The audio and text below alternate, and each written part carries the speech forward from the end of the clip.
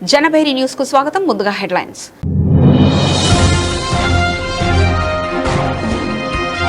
Iran కు Trump warning, చర్చలు విఫలమైతే మరిన్ని దాడులు.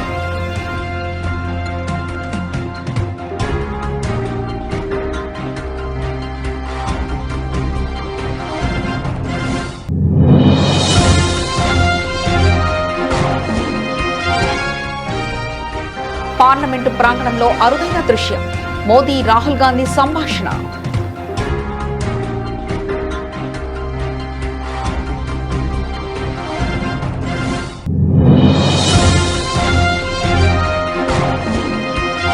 బెంగాల్ బీజేపీ మేనిఫెస్టోను విడుదల చేసిన కేంద్ర హోంమంత్రి అమిత్ షా, మహిళలకు ఉచిత బస్సు ప్రయాణం కల్పిస్తామని హామీ.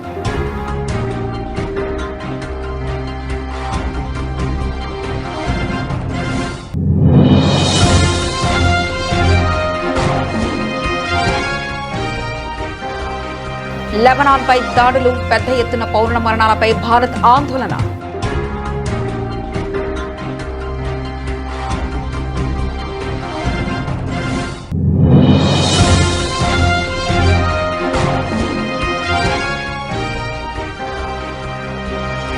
ఐలాపూర్లో హైడ్రా కూల్చివేతలకు బ్రేక్, హైకోర్టు స్టే ఆర్డర్.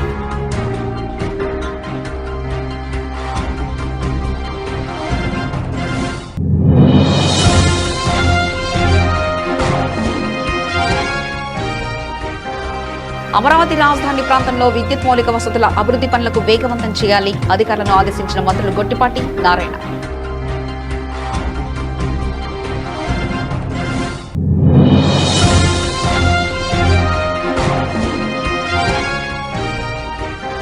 ఇరవైన మోతేలో కేసీఆర్ భారీ బహిరంగ సభ, ఏర్పాట్లు పరిశీలించిన జీవన్ రెడ్డి, కొప్పుల ఈశ్వర్.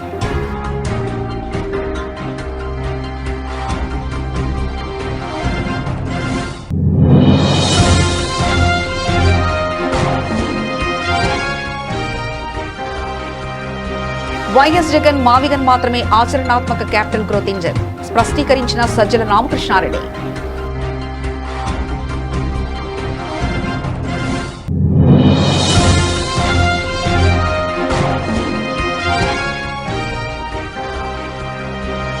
తెలంగాణ జాగృతి కార్యాలయంలో ఘనంగా మహాత్మా జ్యోతిబాపులే జయంతి వేడుకలు, పాల్గొన్న కల్వకుట్ల కవిత.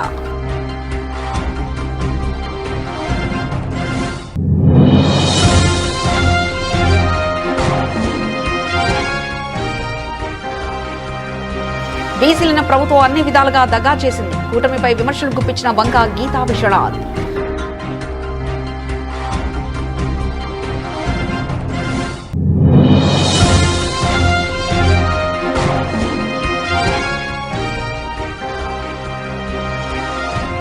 వైభవ్ సూర్యవంశీ వీరబాదుడు, ఆర్సీబీకి తొలి ఓటమి.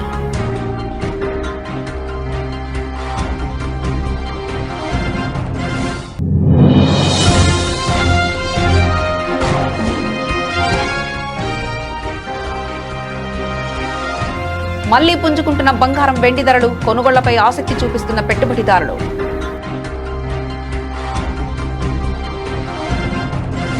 ఇక ఇరాన్, అమెరికా దేశాల మధ్య 2 వారాల కాల్పుల విరమణ ఒప్పందం కొనసాగుతున్న సంగతి తెలిసిందే. ఈ రోజు శనివారం పాకిస్తాన్లో 2 దేశాల మధ్య చర్చలు జరగనున్నాయి. ఇరాన్తో అమెరికా చర్చలు జరపనున్న వేళ అమెరికా అధ్యక్షుడు డొనాల్డ్ ట్రంప్ ఇరాన్కు సీరియస్ వార్నింగ్ ఇచ్చారు. అంతర్జాతీయ జల మార్గాలను బ్లాక్ చేయడం తప్ప ఇరాన్ దగ్గర మరో అస్త్రం లేదని అన్నారు. హర్ముజ్ జలసంధిని తెరవాలన్నది తమ డిమాండ్ అని తేల్చి చెప్పారు. చర్చలు విఫలమైతేనే ఇరాన్పై మరిన్ని దాడులు చేస్తామని అన్నారు. అత్యుత్తమ ఆయుధాలతో సైన్యం ఇరాన్పై దాడి చేయడానికి సిద్ధంగా ఉందని తెలిపారు. ఇరాన్ బలగాలు సైనికంగా ఓడిపోయాయని అన్నారు. ఇరాన్ దగ్గర అణు ఆయుధాలు ఉండకూడదని స్పష్టం చేశారు. Yeah, but that'll open up automatically. The answer is yes, but the strait will open up. If we just left, the strait's going to, otherwise they make no money. So the strait's going to open, but what we have is no nuclear weapons, but we'll open the strait anyway. Don't forget, we don't use the strait. Other countries use the strait. So we do have other countries coming up, and they'll help out, but we don't use it. It won't be easy. It won't be, I would say this, We will have that open fairly soon. ఇక దేశ రాజకీయాల్లో ఉప్పు నిప్పుగా ఉండే ప్రధానమంత్రి మోదీ లోక్సభలో ప్రతిపక్ష నేత Rahul Gandhi parliament ప్రాంగణంలో ఒకరినొకరు పలకరించుకోవడం రాజకీయ వర్గాల్లో ఆసక్తి రేకెత్తింది. ఈరోజు మహాత్మా జ్యోతిబా పూలే 200వ జయంతిని పురస్కరించుకుని పార్లమెంట్లోని ప్రేరణా స్థల్ వద్ద ఏర్పాటు చేసిన నివాళుల కార్యక్రమంలో ఈ అరుదైన దృశ్యం ఆవిష్కృతమైంది. తొలుత రాష్ట్రపతి ద్రౌపది ముర్ము, ఉపరాష్ట్రపతి సిపి రాధాకృష్ణన్ పూలే విగ్రహానికి నివాళులర్పించగా అనంతరం ప్రధాని మోదీ, స్పీకర్ ఓం బిర్లా రాహుల్ గాంధీ చిత్రపటానికి పూలమాలలు వేసి శ్రద్ధాంజలి ఘటించారు. ఈ కార్యక్రమంలో ప్రధాని మోదీ పార్లమెంటు ప్రాంగణానికి చేరుగానే సమయానికి రాహుల్ గాంధీ అక్కడికి చేరుకున్నారు. వాహనం దిగి వచ్చిన మోదీకి రాహుల్ మర్యాదపూర్వకంగా నమస్కరించారు. అనంతరం ఇద్దరు కాసేపు పలు విషయాలపై ముచ్చటించుకున్నారు. ప్రధాని ఏదో అడుగుతుండగా రాహుల్ దానికి సమాధానం ఇస్తున్నట్లుగా ఉన్న దృశ్యాలు ప్రస్తుతం సోషల్ మీడియాలో వైరల్ గా మారాయి. 5 రాష్ట్రాల ఎన్నికల నేపథ్యంలో బీజేపీ, కాంగ్రెస్ పార్టీల మధ్య తీవ్రస్థాయిలో రాజకీయ వాగ్యుద్ధం నడుస్తున్న తరుణంలో పార్లమెంట్ సాక్షిగా ఇద్దరు అగ్రనేతలు ఇలా సౌహార్దపూర్వక స్నేహ వాతావరణంలో మాట్లాడుకోవడం విశేషం. సభలో ఒకరిపై ఒకరు తీవ్ర విమర్శలు చేసుకున్నప్పటికీ దేశం గర్వించదగ్గ మహాత్ముని జయంతి వేడుకల్లో రాజకీయ విభేదాలను పక్కన పెట్టి కలిసి కనిపించడం ప్రశంసనీయం.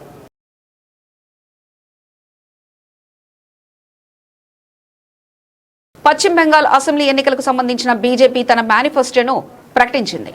రాష్ట్ర ఓటర్లలో దాదాపు 50% ఉన్న మహిళలను ఆకట్టుకునేందుకు వారిపై వరాలు కురిపించింది. ఇందులో భాగంగా రాష్ట్ర ప్రభుత్వం ఆధ్వర్యంలో నడిచే బస్సుల్లో మహిళలకు ఉచిత ప్రయాణం కల్పిస్తామని హామీ ఇచ్చింది.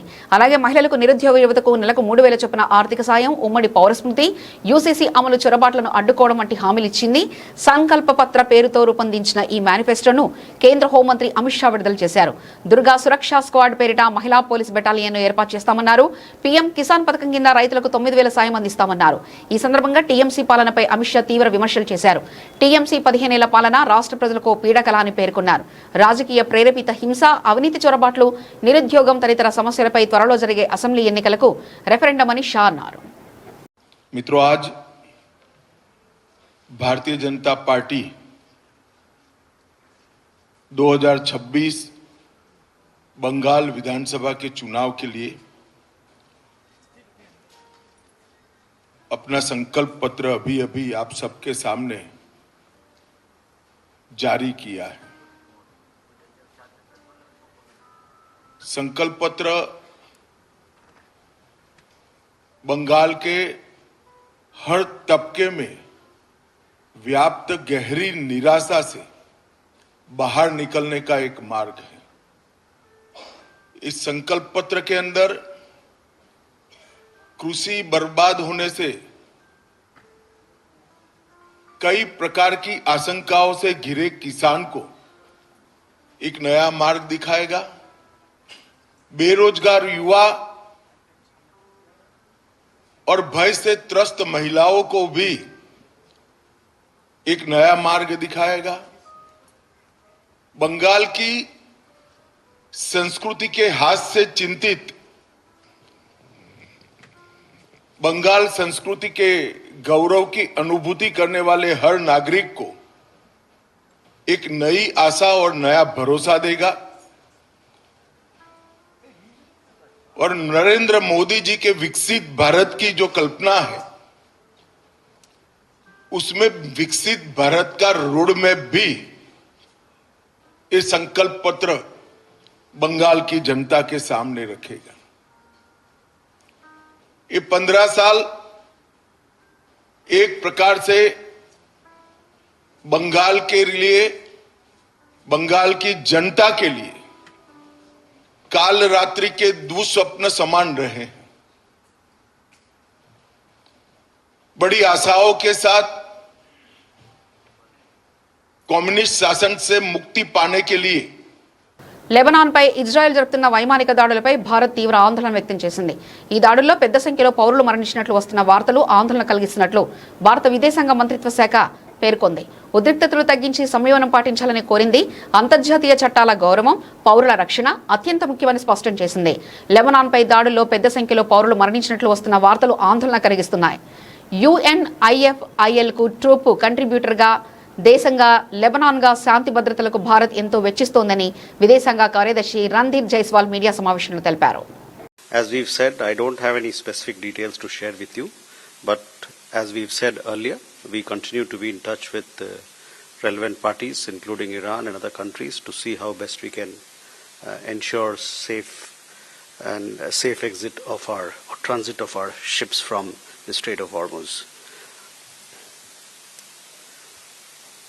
You also asked a question about energy security as to how we are looking at securing our energy needs. On this, we have said this on several occasions, that our broad approach to energy security is to keep in mind, or the steps that we take to ensure our energy security are keeping in mind the interest of our 1.4 billion people, as also the market conditions that are available and the global situation that is there at hand. We are deeply concerned by reports of a large number of civilian casualties that have been reported in Lebanon. As a troop contributing country to the UNIFIL that is invested in Lebanon's peace and security, the direction of events is very disturbing. India has always emphasized the protection of civilians as the foremost priority. Observing international law and respecting sovereignty and territorial integrity of states is essential. Our embassy in Lebanon remains in close touch with the Indian community for the safety and security. And just for information, we have around 1,000 Indian nationals in Lebanon. Sangareddy జిల్లా అమీన్పూర్ మండలం ఐలాపూర్లో హైడ్రా అధికారులు ఈ రోజు ఉదయం నుంచి భారీ ఎత్తున కూల్చివేతలు చేపట్టారు. అయితే ఈ ప్రక్రియలో తెలంగాణ హైకోర్టు జోక్యం చేసుకోవడం, ప్రభుత్వ భూమిని కాపాడడంలో హైడ్రా వ్యూహంపై కీలక పరిణామాలు చోటు చేసుకున్నాయి. ఐలాపూర్లో హైడ్రా చేపట్టిన కూల్చివేతల విషయం హైకోర్టుకు చేరింది. దీంతో ఉద్రిక్త పరిస్థితుల నడుమ హైకోర్టు జోక్యంతో హైడ్రా అధికారులు కూల్చివేతలు నిలిపివేశారు. ఐలాపూర్లో శనివారం ఉదయం నుంచి కొనసాగుతున్న హైడ్రా కూల్చివేతలకు హైకోర్టు తాత్కాలికంగా బ్రేక్ వేసింది. బాధితులు దాఖలు చేసిన పిటిషన్ను విచారించిన కోర్టు కూల్చివేతలపై స్టే విధిస్తూ ఆదేశాలు జారీ చేసింది. ఐలాపూర్లోని క్రిస్టల్ డెవలపర్స్ అపార్ట్మెంట్ ప్రభుత్వ భూమిని ఆక్రమించి నిర్మించారన్న ఆరోపణలపై హైడ్రా అధికారులు కూల్చివేతలు ప్రారంభించారు. అంతకుముందే అపార్ట్మెంట్ ను ఖాళీ చేయించారు. తమ కష్టార్జితంలో కొనుక్కున్న ఇళ్లను కూల్చవద్దంటూ స్థానికులు, కొనుగోలుదారులు పెద్ద ఎత్తున ఆందోళన చేపట్టారు. కూల్చివేతలు జరుగుతున్న సమయంలోనే బాధితులు అత్యవసరంగా హైకోర్టును ఆశ్రయించారు. తమ వద్ద అన్ని అనుమతులు ఉన్నాయని, నోటీసులు ఇవ్వకుండానే కూల్చివేస్తున్నారని కోర్టు దృష్టికి తీసుకెళ్లారు. వాదనలు విన్న హైకోర్టు కూల్చివేతలను వెంటనే నిలిపివేయాలని హైడ్రాను ఆదేశించింది. కోర్టు ఆదేశాల కాపీ అందడంతో అధికారులు తమ యంత్రాలను నిలిపివేసి వెనుదిరిగారు. కోర్టు స్టే ఇవ్వడంతో ప్రస్తుతానికి కూల్చివేతలు ఆగిపోయాయి. కోర్టు నిర్ణయంతో బాధితులు తాత్కాలికంగా ఊపిరి పీల్చుకున్నారు. తమ ఆవేదనను కోర్టు అర్థం చేసుకుందని వారు సంతోషం వ్యక్తం చేశారు. అమరావతి రాజధాని ప్రాంతంలో విద్యుత్ మౌలిక వసతుల అభివృద్ధి పనులను వేగవంతం చేయాలని విద్యుత్ శాఖ మంత్రి గొట్టిపాటి రవికుమార్, పురపాలక శాఖ మంత్రి పొంగూరు నారాయణ అధికారులను ఆదేశించారు. రాజధాని అభివృద్ధిలో విద్యుత్ మౌలిక వసతులు కీలకమని, వాటి నిర్మాణం నాణ్యతతో పాటు సమయపాలనతో పూర్తి కావాలని మంత్రులు తెలిపారు. సచివాలయంలో సిఆర్డీఏ విద్యుత్ శాఖ అధికారులతో మంత్రులు సమీక్షా సమావేశం నిర్వహించారు. ఈ సమావేశానికి CRDA commissioner Vijayaramaraju, CPDCL CMD పుల్లారెడ్డిలతో పాటు ఇరు శాఖల సంబంధిత ఇతర అధికారులు హాజరయ్యారు. రాజధాని పరిధిలో చేపట్టిన విద్యుత్ శాఖ పనుల పురోగతిపై ఇరువురు మంత్రులు సమగ్రంగా చర్చించారు. పనుల్లో ఎలాంటి జాప్యం లేకుండా వేగంగా పూర్తి చేయాలని మంత్రులు గొట్టిపాటి నారాయణ అధికారులను ఆదేశించారు. మాస్టర్ ప్లాన్ లో ఎలాంటి మార్పులు చేయకుండా విద్యుత్ నిర్మాణ పనులు కొనసాగించాలని సూచించారు. ముఖ్యంగా హైటెన్షన్ లైన్ల మార్పిడిపై ఇరు శాఖల అధికారులు పరస్పరం సమన్వయంతో పనిచేసి పనులను సమయానికి పూర్తి చేయాలని దిశానిర్దేశం చేశారు. జగిత్యాల జిల్లా మోతేలో ఈ నెల 20వ తేదీన బీఆర్ఎస్ అధినేత కేసీఆర్ భారీ బహిరంగ సభ జరగనుంది. ఈ సందర్భంగా సభాస్థలికి పార్టీ జిల్లా అధ్యక్షుడు విద్యాసాగర్ రావు, ఎమ్మెల్యే కల్వకుంట్ల సంజయ్, మాజీ మంత్రులు కొప్పుల ఈశ్వర్, జీవన్ రెడ్డి, మాజీ జడ్పీ చైర్పర్సన్ దావా వసంత, తులా ఉమా పరిశీలించారు. ఈ సందర్భంగా విద్యాసాగర్ రావు మాట్లాడుతూ ఈ నెల 20న మోతేలో కేసీఆర్ భారీ బహిరంగ సభ ఉండబోతుందని తెలిపారు. 1,00,000కు పైగా జనాభాకు అనుగుణంగా సభాస్థలిని ఏర్పాటు చేస్తున్నామని పేర్కొన్నారు. కొప్పుల ఈశ్వర్ మాట్లాడుతూ ప్రజాభిష్టం మేరకే జీవన్ రెడ్డి బీఆర్ఎస్ లో చేరారని తెలిపారు. కాంగ్రెస్ పాలనలో 2.5 ఏళ్లలో తెలంగాణ అస్తవ్యస్తమైందని విమర్శించారు. కేసీఆర్ పాలన రావాలని ప్రజలు కోరుకుంటున్నారని తెలిపారు. సందర్భంగా ఈరోజు వారు మర్యాదపూర్వకంగా అధినేత కేసీఆర్ గారిని కలవడం జరిగింది. వారితో పాటు జగిత్యాల జిల్లాకు సంబంధించినటువంటి మాజీ మంత్రివర్యులు ఎల్ రమణ గారు కావచ్చు, విద్యాసాగర్ రావు గారు కావచ్చు, అదేవిధంగా నేను కావచ్చు, దావా వసంత కావచ్చు, గంగుల కమలాకర్ గారు, ఆ జిల్లాకు సంబంధించిన ప్రముఖులతో జీవన్ రెడ్డి గారితో పాటు ప్రత్యేకమైన సమావేశం నిర్వహించడం జరిగింది. వారి జైనింగ్ అనేటువంటి డేట్ ఒకటి, అదేవిధంగా పెద్ద మొత్తంలో నిర్వహించి ఆ సభలో జీవన్ రెడ్డి గారి చేరికతో పాటు ఆ ప్రాంతంలో రైతులు, ప్రజలు ఎదుర్కొంటున్నటువంటి అనేక విషయాల మీద కూడా కేసీఆర్ గారు స్పందించే ఆ విషయాల పట్ల డిస్కషన్ చేయడం జరిగింది. త్వరలో ఆ డేట్ కూడా నిర్ణయించడం అంటే డిక్లేర్ చేయడం జరుగుతుంది. తర్వాత మీటింగ్ సంబంధించిన ఏర్పాట్లన్నీ కూడా చేయడం జరుగుతుంది. ప్లీనరీ లోపు ఉంటుందా సార్? ప్లీనరీ తర్వాత ప్లీనరీ లోపే ఉంటుంది. జాయినింగ్ అంటే ప్లీనరీ సమావేశం వేరు, జాయినింగ్ సమావేశం వేరు, ప్లీనరీ వేరు. ప్లీనరీ ఏమో 27th ఉంది. నాకు తెలిసి 20 లోపలనే ఈ సభ జరిగేటువంటి అవకాశం ఉంది. అంటే ఇప్పుడు ఎక్కడ పెట్టే జగిత్యాల కేంద్రంగానే జగిత్యాల పట్టణ పరిసర ప్రాంతాలలోనే ఈ సభ నిర్వహించారు. జీవన్ రెడ్డి గారి జాయినింగ్ జీవన్ రెడ్డి గారు అంటే ఎలా ఇంటరాక్ట్ అయ్యారు? జీవన్ రెడ్డి గారు ఆయన నిన్న కూడా మేము కేటీఆర్ గారితో పాటు మేము కూడా వెళ్ళినప్పుడు చాలా విషయాల పట్ల వారు స్పందించడం జరిగింది. ఈ ప్రభుత్వం యొక్క పనితీరు, ప్రజలను మోసగించినటువంటి తీరు, తర్వాత ఈ 2 సంవత్సరాలుగా ప్రజలు ఏ విధంగా సఫర్ అవుతున్నారు అన్ని రంగాలలో అనేటువంటిది కూడా ఎంతో ఊహించుకున్నారు. అప్పుడు నేను కాంగ్రెస్ పార్టీలో ఉన్న మేనిఫెస్టో రిలీజ్ చేసినప్పుడు కూడా అవేవి అమలు చేయలేకపోయినాము. ప్రజలు చాలా ఇబ్బందులలో ఉన్నారు, ఆవేదనతో ఉన్నారు. ఈ పరిస్థితులలో మరి పార్టీలో కూడా నాకంటూ ఒక గౌరవం లేనటువంటి పరిస్థితులలో మరి ఇప్పుడు వచ్చినటువంటి కొత్త నాయకత్వం ఏదైతే ఉందో సీనియర్స్ పట్ల వాళ్ళు వ్యవహరించినటువంటి తీరును నిరసిస్తూనే ఆయన బీఆర్ఎస్ లో చేరడం ద్వారానే తెలంగాణ ప్రాంతానికి మేలు జరుగుతుంది, ప్రజలు నమ్ముకున్నటువంటి ఆశయాలు అనుగుణంగా ఆ ప్రభుత్వమే నిర్వహిస్తుంది కేసీఆర్ గారి నాయకత్వంలో అనేది వారి యొక్క అభిప్రాయం చెప్పడం జరిగింది. తదనుగుణంగానే ఆయన నిర్ణయం తీసుకోవడం జరిగింది. అంటే జీవన్ రెడ్డి గారికి మాజీ సీఎం కేసీఆర్ గారు ఎటువంటి హామీ ఇచ్చారంటే పార్టీ హామీ అనేది కాదు, ఆయన కేసీఆర్ గారితో కలిసి పనిచేయడానికి, పార్టీలో మమేకమై పార్టీని బలోపేతం చేయడం కోసం, రానున్న ఎన్నికలలో ప్రజలను సన్నద్దం చేయడం కోసం, ఈ ప్రభుత్వం యొక్క వైఫల్యాలను ఎత్తి చూపడం కోసం వారు సిద్ధంగా ఉన్నారు. ప్రపంచ స్థాయి రాజధాని పేరిట సీఎం చంద్రబాబు ఆంధ్రప్రదేశ్ రాష్ట్రాన్ని కోలుకోలేని ఆర్థిక సంక్షోభంలోకి నెడుతున్నారని వైఎస్ఆర్సీపీ స్టేట్ కోఆర్డినేటర్ సజ్జల రామకృష్ణారెడ్డి ధ్వజమెత్తారు. తాడేపల్లిలో మీడియా ప్రతినిధుల ప్రశ్నలకు బదిలిస్తూ చంద్రబాబు ప్రతిపాదిస్తున్న అమరావతి నిర్మాణం మరో 30-40 ఏళ్లైనా పూర్తి కాదని, ఒకవేళ పూర్తయినా అది సామాన్యులకు నివాసయోగ్యంగా కాదని తేల్చి చెప్పారు. ఈ నేపథ్యంలో వైఎస్ జగన్ మావిగన్ మచిలీపట్నం, విజయవాడ, గుంటూరు కాన్సెప్ట్ అమరావతికి అయ్యే ఖర్చులో కేవలం 10%తోనే సాధ్యమవుతుందని, ఇది ఇప్పటికే ఉన్న మౌలిక వసతులతో రాష్ట్రాన్ని ఆర్థికంగా బలోపేతం చేస్తుందని స్పష్టం చేశారు. వైఎస్ జగన్ ఈ ఆచరణాత్మక ఆలోచనకు ప్రజల నుంచి వస్తున్న మద్దతును చూసి చంద్రబాబులో వణుకు మొదలైందని, అందుకే ఎల్లో మీడియా ద్వారా వైఎస్ఆర్సీపీ నేతల కుటుంబాలపై నీచమైన రాతలు రాయిస్తూ డైవర్షన్ పాలిటిక్స్ చేస్తున్నారని మండిపడ్డారు. ఆంధ్రజ్యోతి రాధాకృష్ణ వంటి వారి రాతలను సమర్థిస్తున్న చంద్రబాబు, పవన్ కళ్యాణ్ల ద్వంద్వ వైఖరిని ప్రజలు గమనిస్తున్నారని, రాష్ట్ర ప్రయోజనాల కోసం తాము ఈ అప్పుల రాజధానిపై పోరాటం కొనసాగిస్తామని సజ్జల స్పష్టం చేశారు. ఆ రోజైనా ఈ రోజైనా రేపైనా చంద్రబాబు నాయుడు గారు పెట్టే ఖర్చుతో ఆయన ఎక్కడి నుంచి ఆ అప్పులు ఇప్పుడు పుట్టడం కూడా ఇమ్మీడియట్ అసాధ్యం. వచ్చినవన్నీ డైవర్ట్ చేసుకుంటూ ఆయన పోయినా ఆ 2 లక్షల కోట్లో 3 లక్షల కోట్లో అది తీసుకొచ్చి పెట్టినా అది నెక్స్ట్ 10 ఏళ్ళు 20 ఏళ్ళకు పూర్తి కావడం అసాధ్యం. అంతవరకు రాజధాని ఉండదు. సో ఏతావాత తేలేదంటే చంద్రబాబు నాయుడు ఆలోచనల ప్రకారం పోతే రాష్ట్రానికి రాజధాని అనేది ఉండదు, కానీ రాష్ట్రం అప్పుల ఊబిలో మరింత లోతుగా కూరుకుపోవడానికి అది దోహదపడుతుంది. చంద్రబాబు నాయుడు గారు కానీ ఆయన కోటరీ కానీ వ్యక్తిగతంగా కుబేరులు కావడానికి తోడ్పడవచ్చు. That's different issue. అందువల్లనే జగన్మోహన్ రెడ్డి గారు ఇది వద్దు, అక్కడ వైజాగ్ అన్నది ఆ రోజు అన్నది. వైజాగ్ మళ్ళీ చెప్తున్నాం, వైజాగ్ అనేది ఆ రోజు అన్నారు, ఈ రోజు కూడా అనొచ్చు. ఎందుకు అనట్లేదంటే ఆ రోజు అన్నాము. అన్న తర్వాత చంద్రబాబు నాయుడు గారు తన బినామీలతో వేరే వాళ్ళ ద్వారా కోర్టుకు పోయి టెక్నికల్ గ్రౌండ్స్ మీద వీటి మీద ఆపించినప్పుడు డిలే అయింది, లేకపోతే వెళ్ళిపోయేది. అప్పటికి అక్కడే లేదు, ఇక్కడ జ్యుడిషియల్ మన ఇది లెజిస్లేటివ్ క్యాపిటల్ ఇక్కడ ఉండేది, కర్నూలు కోర్టు జ్యుడిషియల్ క్యాపిటల్ ఉండేది ఆచరణ. వైజాగ్కు పూర్తి లక్షణాలు స్ట్రైట్ ప్లగ్ అండ్ ప్లే లక్షణాలు దానికి ఉన్నాయి, అందరికీ తెలుసు. ఈ రోజు ఉన్న పరిస్థితుల్లో ఇప్పుడు మళ్ళీ 2వ టర్మ్ వచ్చాడు, అవునన్నా కాదన్నా 29 వరకు చంద్రబాబు నాయుడు గారు. కాబట్టి ఇక్కడే చేస్తున్నారు. కాబట్టి ఈలోగా జగన్మోహన్ రెడ్డి గారి ఆలోచనల వల్ల, చంద్రబాబు నాయుడు ఆలోచనల వల్ల కాదు, మచిలీపట్నం పోర్టు మొదలై సుమారుగా పూర్తి వచ్చింది. కాబట్టి ఆ పోర్టు కూడా పూర్తి అవుతోంది. కొంచెం ఖర్చు పెట్టాల్సి వచ్చినా కూడా ఇక్కడే దేర్ ఇస్ స్కోప్ ఉంది. ఇది జగన్మోహన్ రెడ్డి గారి ఆలోచన. ఇందులో నాకు తప్పు, ఇది ఎవరికైనా ప్రాక్టికల్ అనిపిస్తుందా? అది ప్రాక్టికల్ అనిపిస్తుందా? 1924 మధ్య జగన్మోహన్ రెడ్డి గారు ఉత్తరాంధ్ర ప్రజల ఆకాంక్షలను కానీ, ఇక్కడ ప్రజల ఆకాంక్షలను కానీ, రాయలసీమ ప్రజల ఆకాంక్షలను కానీ దృష్టిలో పెట్టుకొని 3 క్యాపిటల్స్ పెట్టి అందరినీ సాటిస్ఫై చేసే ప్రయత్నం ఆయన చేస్తే, ఆ రోజు చంద్రబాబు నాయుడు గారు he was against and he is against Vizag and Kurnool. Vizag against తను వ్యతిరేకము అనడం ద్వారా ఉత్తరాంధ్రకు వ్యతిరేకమని స్పష్టం చేశాడు. కర్నూలు అది వద్దని చెప్పి ఎగతాళి చేయడం ద్వారా రాయలసీమకు వ్యతిరేకం అనేది అక్కడ. ఇప్పుడు 24 ఎన్నికల్లో గెలిచాక ఈయన మచిలీపట్నం, విజయవాడ, గుంటూరు కూడా వ్యతిరేకం అనేది రుజువు చేసుకుంటున్నాడు. ఏం మెసేజ్ ఇస్తున్నా అంటే ఈయనకు ఏమి పట్టట్లా, ఆ అవుట్ ఆఫ్ నోవేర్ మధ్యలో ఉన్న ఏదైతే తన ఒక అవినీతికి గనిలా. మహాత్మా జ్యోతిబా పూలే జయంతిని పురస్కరించుకుని తెలంగాణ జాగృతి కార్యాలయంలో జయంతి వేడుకలు ఘనంగా నిర్వహించారు. ఈ కార్యక్రమంలో తెలంగాణ జాగృతి అధ్యక్షురాలు కల్వకుంట్ల కవిత పాల్గొన్నారు.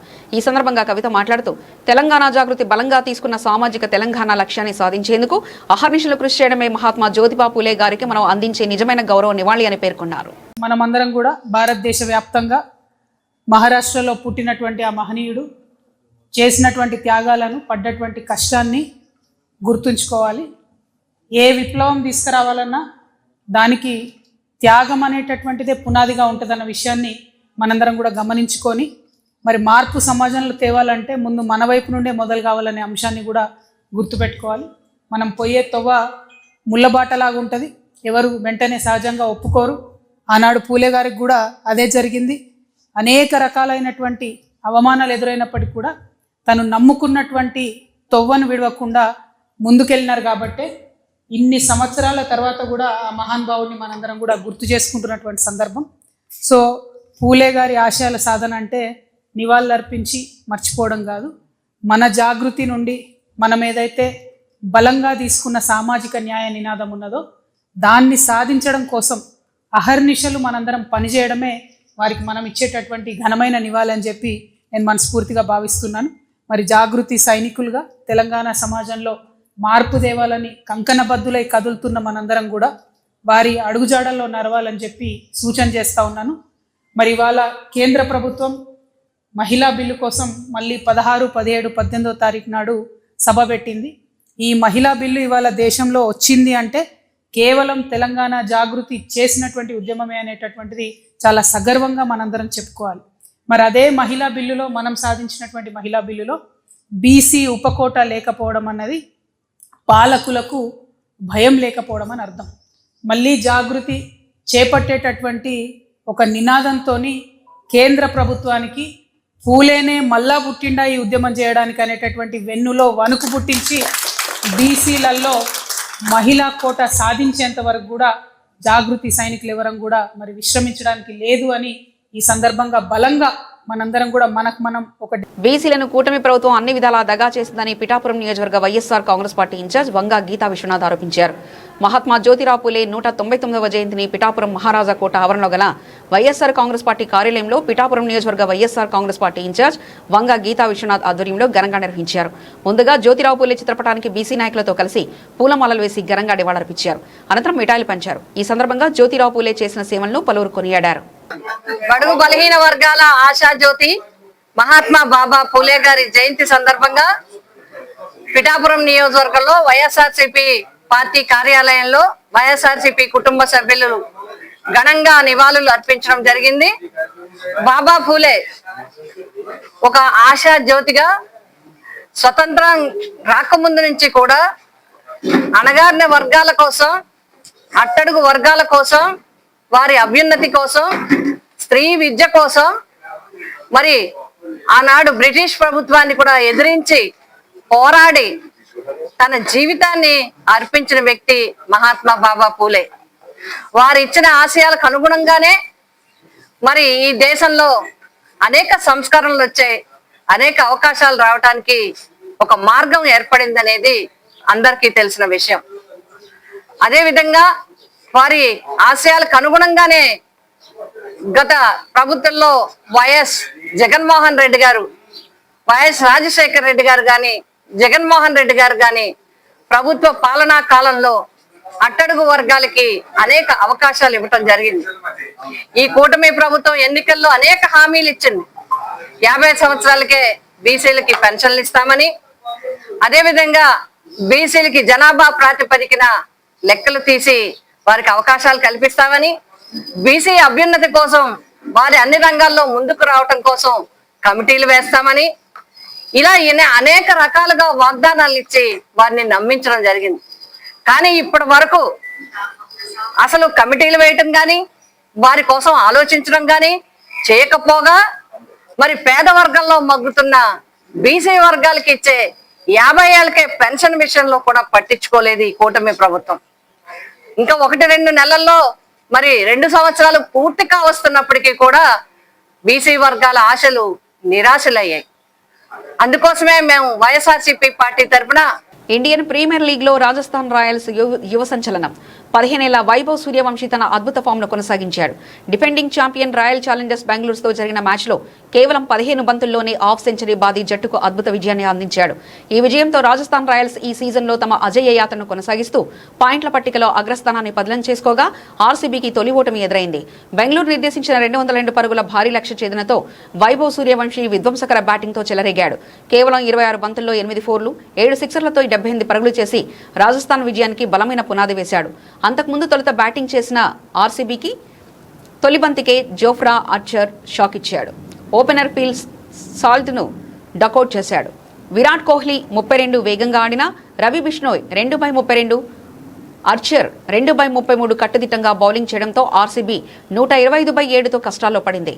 ఆ దిశలో కెప్టెన్ రజత్ పాటీదార్ 40 బంతుల్లో 63, రొమారియో షెపర్డ్ 11 బంతుల్లో 22, చివర్లో వెంకటేష్ అయ్యర్ 29 రాణించడంతో ఆర్సీబీ 201 పరుగుల భారీ స్కోరును సాధించింది. అయితే సూర్యవంశీ, జురెల్ భాగస్వామ్యం ముందు ఈ స్కోరు సరిపోలేదు. పశ్చిమాసియాలో ఉద్రిక్తతలు తగ్గుముఖం పట్టడంతో పెట్టుబడిదారులు బంగారం, వెండి కొనుగోలుపై ఆసక్తి చూపిస్తున్నారు. కొద్ది రోజులుగా తగ్గుతూ వచ్చిన బంగారం, వెండి ధరలు ప్రస్తుతం మళ్లీ పుంజుకుంటున్నాయి. ఈ నేపథ్యంలో శనివారం కూడా బంగారం ధరలు పెరుగుదల నమోదు చేశాయి. ఈరోజు ఏప్రిల్ 11న ఉదయం 6 గంటల సమయంలో 24 క్యారెట్ల 10 గ్రాముల బంగారం ధర 1,52,360 దగ్గర ఉంది. ఇక 22 క్యారెట్ల 10 గ్రాముల బంగారం ధర 1,39,660 దగ్గర ఉంది. ఇక దేశ రాజధాని ఢిల్లీలో 24 క్యారెట్ల 10 గ్రాముల పసిడి రేటు 1,52,510కి చేరుకోగా 22 క్యారెట్ల 10 గ్రాముల గోల్డ్ ధర 1,39,810కి చేరుకుంది. మరోవైపు వెండి ధర కూడా పెరుగుదల నమోదు చేసింది. ప్రస్తుతం 2.65 లక్షల రూపాయల చేరువలో కదలాడుతుంది. బులెటిన్ ముగించే ముందు హెడ్లైన్స్ మరోసారి చూద్దాం.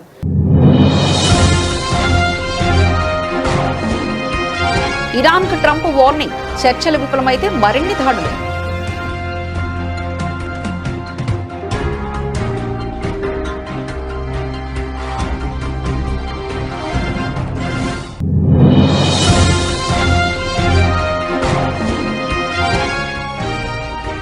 పార్లమెంటు ప్రాంగణంలో అరుదైన దృశ్యం, మోదీ రాహుల్ గాంధీ సంభాషణ.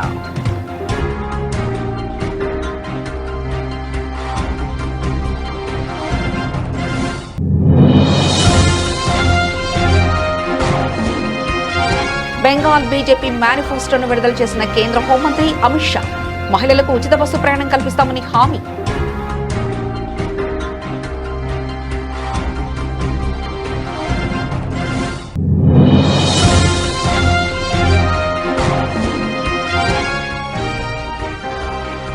లెబనాన్పై దాడులు, పెద్ద ఎత్తున పౌరుల మరణాలపై భారత్ ఆందోళన.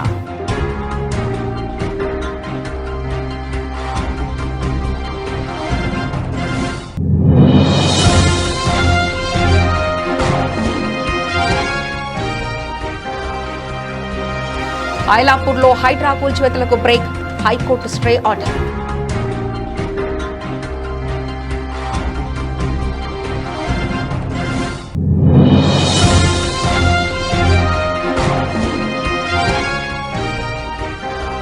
అమరావతి రాజధాని ప్రాంతంలో విద్యుత్ మౌలిక వసతుల అభివృద్ధి పనులకు వేగవంతం చేయాలి, అధికారులను ఆదేశించిన మంత్రులు గొట్టిపాటి, నారాయణ.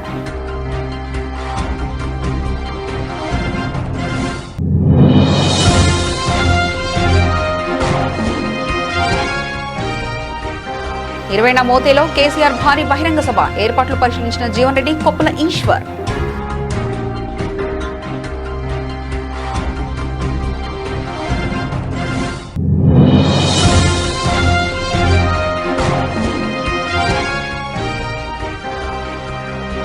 వైఎస్ జగన్ మావిగన్ మాత్రమే ఆచరణాత్మక క్యాపిటల్ గ్రోత్ ఇంజన్, స్పష్టీకరించిన సజ్జల రామకృష్ణారెడ్డి.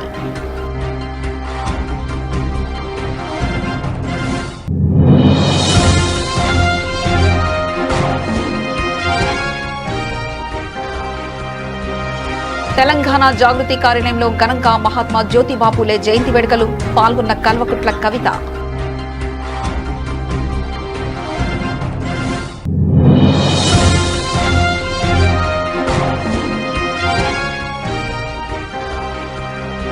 బీసీలను ప్రభుత్వం అన్ని విధాలుగా దగా చేసింది, కూటమిపై విమర్శలు గుప్పించిన వంక గీతా విశ్వనాథ్.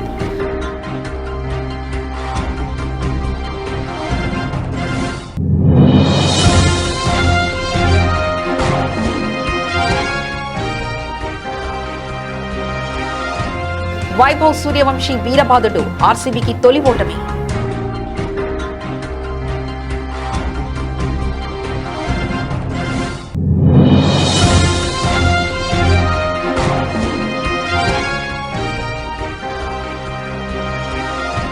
మళ్లీ పుంజుకుంటున్న బంగారం వెండి ధరలు, కొనుగోళ్లపై ఆసక్తి చూపిస్తున్న పెట్టుబడిదారులు.